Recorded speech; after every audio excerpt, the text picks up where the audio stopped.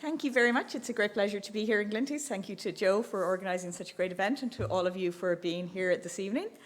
I think the title of this evening's session is very important to look at because it refers to a discussion of Ireland's reputation as a tax haven.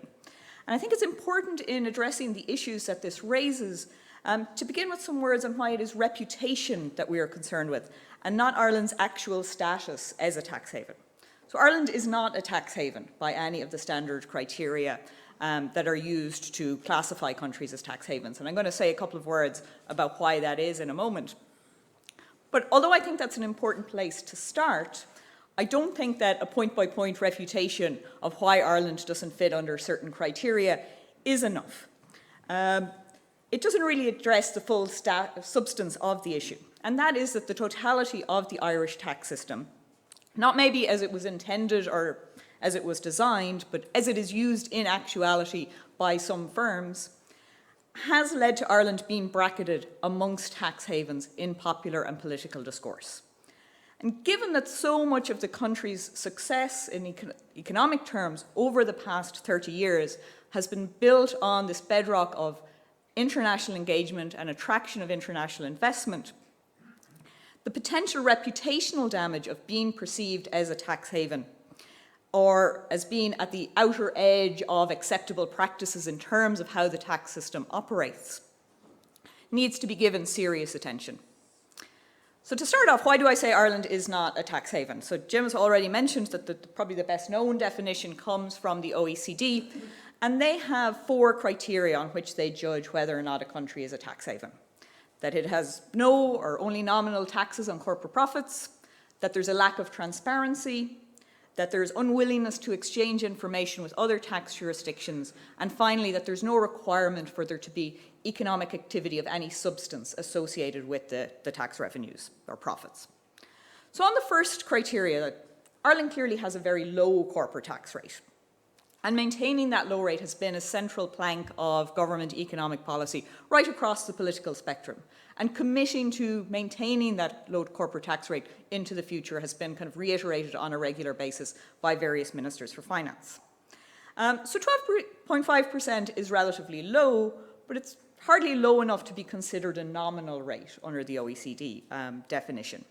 So how low is 12.5% in an international context? If we look across the world, the average rate on corporate tax is 22.9%. And the average in Europe as a whole, so including non-EU countries, is 18.3%. So Ireland is low, but it's not an extreme outlier there. There are 20 countries in the world that have corporate tax rates lower than 15%. 12 of them are in Europe, mainly other small countries such as Cyprus, but also countries like Hungary, which has a rate of 9%, and Bulgaria, which has a rate of 10%. In general, larger countries tend to have somewhat higher tax rates than smaller countries, so the world average weighted by GDP is close to 30%. A range of very small countries that are commonly accepted to be or listed as tax havens, so Bermuda, the Bahamas, the Virgin Islands, have no tax on corporate profits at all. So despite this international comparison suggesting that, yes, Ireland has a low corporate tax rate, but it's not an extreme outlier, it may be that some earlier exemptions in the tax code are part of the rationale for Ireland's inclusion on a number of different lists of tax havens. In particular, in terms of the sort of academic literature on taxation, a paper that is referred to time and time again was some research done in the early 90s by some authors called Hines and Rice, and this is often still used as the basis for classifying countries. It was referred to in work earlier this year by some researchers in Berkeley that got a lot of coverage. And the issue with why Ireland was included on this list was that during the 1980s, when the kind of work on this was done, there was what was known at the time as export sales relief. And this was an exemption, a zero rate of tax on profits from export sales of manufacturing goods. So this was introduced in the 1950s to try and encourage Ireland to open up and to engage more, to export more. And that was still in place for a lot of companies in the 1980s, when a lot of the work for the Hines and Rice paper was collected. However, this rate was phased out for new companies in 1980. it was abolished for existing companies in 1990. So if this was the reason for Ireland's inclusion in this original definitive list of tax havens, and it does seem to have been sort of the critical piece of information, it is clearly no longer valid. Those lists need to be updated. So the second criterion is transparency. Now that's not the easiest concept to measure, but a good indicator is the Financial Secrecy Index, which is drawn up by the Tax Justice Network to identify and to rank countries in terms of how secretive, in terms of their contribution to kind of global tax avoidance and tax evasion. And this index assesses how secretive a country's tax system is based on a fairly broad range of indicators to do with legal entity transparency, tax and financial regulation, information sharing, and international cooperation. The higher the secrecy score, the more secretive the country is. In 2018, with the most recent version of this, the highest score was 89 for Vanuatu, and the joint lowest was 42, so that gives for the UK and Slovenia, so that gives sort of the broad range. Ireland's score on that index was 51, which is the joint 10th lowest, along with Australia and Estonia. There's also no great evidence of reluctance to exchange information with other tax authorities. There are tax treaties with about 70 different countries with exchange of information provisions in them. And these agreements have resulted in the OECD's Global Forum on Transparency, including Ireland, as being compliant as implementing the full required levels of standards of transparency and exchange of information. So substantial activity is the final criteria on which the OECD would judge a country to be a tax haven. So is Ireland full of brass plate foreign-owned firms, contribute nothing to the economy in real terms? As Alison has already mentioned, the CSO figures on the structure of business in Ireland show that 1 in 5 jobs in Ireland are in a multinational company. Multinationals also contribute about 60% of their gross value added and almost 90% of exports from the country. So seems pretty substantive in terms of activity. So that's the standard definition, and those are some of the arguments as to why Ireland doesn't qualify under any of those different criteria. There's a couple of important things that don't feature in this definition of what makes a country a tax haven. Having a lot of foreign direct investment in a country does not automatically make you a tax haven. Neither is having a lot of profitable companies located in your country. So some of this line of argument appears to suggest that having a low tax rate is close to top of the reasons that multinationals have chosen to locate in Ireland. And while companies obviously do care about the tax they pay, I've already noted that there are several European countries that have a lower corporate tax rate than Ireland. So why are they here? And it's because tax is not the only thing that matters when large corporations are making major investment decisions. In the case of Ireland, there are a number of features of the country beyond tax, which can easily be mentioned in terms of explaining why multinationals would locate here. There's access to the enormous EU market, education levels, and economic and political stability, which are all highly attractive characteristics. In terms of decisions of US multinationals, who make up the bulk of the foreign direct investment coming into Ireland, there's also the benefits of common language, a long history of sort of cultural links, and also just geographic location in terms of being close and accessible and having some overlap in time zones, which makes working between here and the US quite accessible. In addition, while the tax rate gets a lot of attention in discussing where multinationals locate, agencies like IBEC and the IDA, I think, would put considerable emphasis on the consistency and the relative lack of complexity in the Irish tax system, and generally the country's good rankings on ease of doing business.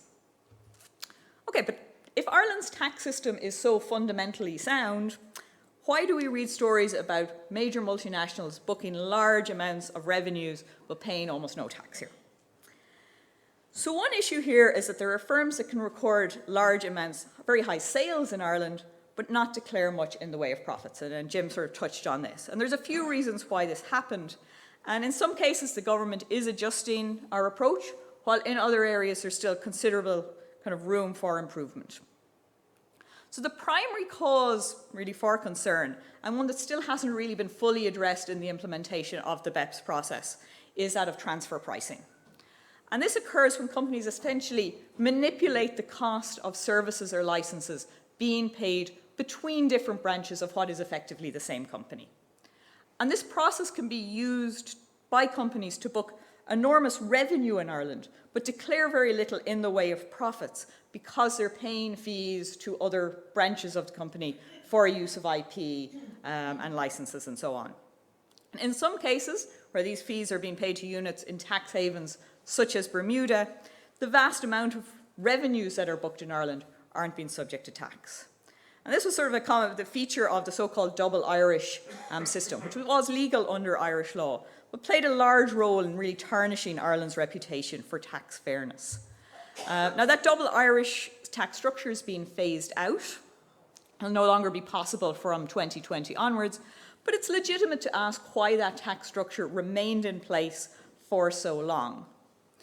A similar case, as Jim mentioned, that has affected Ireland's reputation, relates to the small amount of tax paid in Ireland by Apple.